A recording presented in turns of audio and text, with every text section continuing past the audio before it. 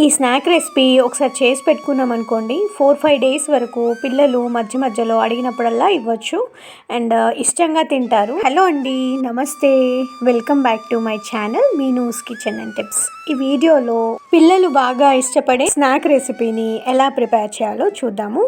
దీనికోసం నేను ఒక మిక్సీ జార్ తీసుకొని 1 కప్పు వరకు పుట్నాలని ఈ విధంగా పిండిలాగా చేసేసుకున్నాను. ఈ వీడియోలో చూస్తున్నారు కదా, మెత్తగా గ్రైండ్ చేసుకోవాలి.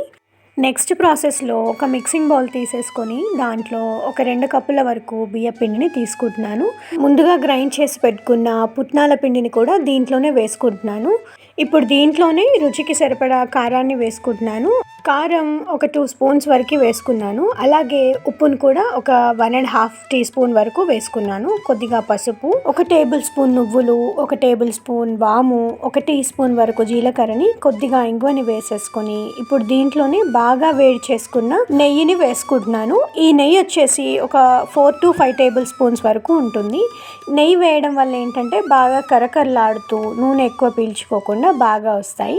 నెక్స్ట్ ప్రాసెస్లో మనం వేసుకున్న పొడి ఇంగ్రీడియంట్స్ అన్నీ కూడా ఈ పిండికి పట్టే విధంగా చేత్తో బాగా కలుపుకుంటున్నాను. ఈ పిండిని మనము వేడి నీళ్ళతో కలుపుకోవాలి. సో దానికోసం నేను ఇక్కడ వేడి నీళ్ళని పెడుతున్నాను. వాటర్ని బాగా మరగనివ్వాలి.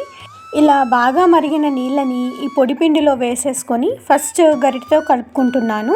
ఎందుకంటే బాగా వేడిగా ఉంటుంది కదా. ఈ వాటర్ని మనము చూసుకొని కొద్దిగా యాడ్ చేసేసుకోవాలి. నీళ్ళు ఎక్కువగా అయితే మెత్తగా వస్తాయి, అంత క్రిస్పీగా ఉండవు. సో ఫస్ట్ అయితే వేడి నీళ్ళు అంతా వేసుకున్నాక ఈ విధంగా కలుపుకున్నాను. ఇప్పుడు ఇంకాస్త కావాలంటే నార్మల్ వాటర్ని కూడా వేసి కలుపుకోవచ్చు. నేను ఇక్కడ అదే విధంగా ఇంకొక చిన్న గ్లాస్ వాటర్ని వేసేసి బాగా చపాతీ పిండిలా అయ్యే వరకు కలుపుకుంటున్నాను. ఇప్పుడు ఇది పిండి రెడీ అయిపోయింది. దీంట్లోంచి కొద్దిగా ముద్దని తీసుకొని మన దగ్గర మడుగుల పావు కానీ, లేదంటే నా దగ్గర అయితే గన్ లాంటి మడుగుల పావు ఉంది. సో దాంట్లో ఇలాంటి బిల్ల ఉంటుంది కదా, రిబ్బన్ పకోడా చేసేది. అయితే రిబ్బన్ పకోడా కన్నా కూడా ఇంకాస్త వెడల్పుగా ఉంటుంది అనమాట ఇది. ఆ బిల్లని పెట్టేసుకొని దీంట్లో పిండిని పెట్టేసి ఇప్పుడు వీటిని రిబ్బన్స్ లాగా వేసేసుకుంటున్నాను. దీన్ని ఇప్పుడు గొట్టాల్లాగా మనం ఫోల్డ్ చేసేసుకోవాలి. ఈ రిబ్బన్ని మనకి గొట్టాలు ప్రిపేర్ చేయడం కోసము ఎంతైతే అవసరమో అంతంత మెజర్ చేసుకొని నైఫ్తో కట్ చేసుకున్నాను. తర్వాత ఈ కొసలని అతికించేసేయడమే. ఇప్పుడు ఇవి ఫస్ట్ మనం ఇలా అన్ని ప్రిపేర్ చేసి పెట్టుకొని ఒకటేసారి గోలిచ్చేసేసుకోవచ్చు. అయితే అతికించడం మాత్రం చాలా నీట్గా అతికించుకోవాలి. ఎందుకంటే మళ్ళీ నూనెలో వేయగానే విచ్చుకుపోకుండా చూసుకోవాలి. సో నేను ఇక్కడ చూపిస్తున్నాను కదా, ఈ విధంగా అతికించేసుకొని అన్నీ రెడీ చేసి పెట్టుకున్నాను.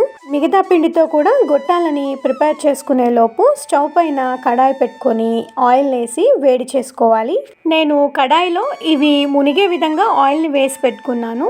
తర్వాత ఇది వేడెక్కనిచ్చాను. నూనె బాగా కాగినాక ఫ్లేమ్ని లో ఫ్లేమ్లోకి అడ్జస్ట్ చేసేసుకొని మనం ముందుగా ప్రిపేర్ చేసి పెట్టుకున్న ఈ గొట్టాలని ఒక్కొక్కటిగా ఆయిల్లో వేస్తున్నాను.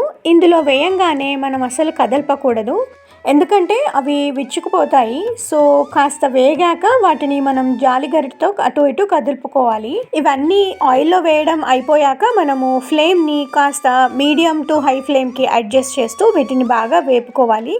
మంచి కలర్ వచ్చే వరకు కూడా నేను ఈ వీడియోలో చూపిస్తున్న విధంగా వేయించేసుకున్నాను. ఒకేసారి హై ఫ్లేమ్లో మాత్రం అస్సలు పెట్టొద్దు, అవి మొత్తం మాడిపోతాయి, లోపల వేగవు. సో ఇప్పుడు ఇవి బాగా వేగిపోయాక తీస్తున్నాను ఆయిల్లోంచి. నెక్స్ట్ ఇంకో 3-4 వాయిల కింద వేసేసుకున్నాను. ఇదే విధంగా వేయించేసుకున్నాను. అంతే అండి, బియ్య పిండి పుట్నాల పిండితో గొట్టాల రెసిపీ రెడీ అయిపోయింది. మనం ఒకసారి రెడీ చేసి పెట్టుకుంటే స్నాక్ పిల్లలు అడిగినప్పుడల్లా ఇవ్వచ్చు. ఈ రెసిపీని మీరు కూడా ట్రై చేసి ఎలా వచ్చిందో కామెంట్ బాక్స్లో కామెంట్ చేయండి. ఈ వీడియో నచ్చితే లైక్ చేయడం మాత్రం అస్సలు మర్చిపోవద్దు. మరిన్ని మంచి వీడియోస్ కోసం please like, share and subscribe to my channel Meenoo's Kitchen and Tips. Thanks for watching.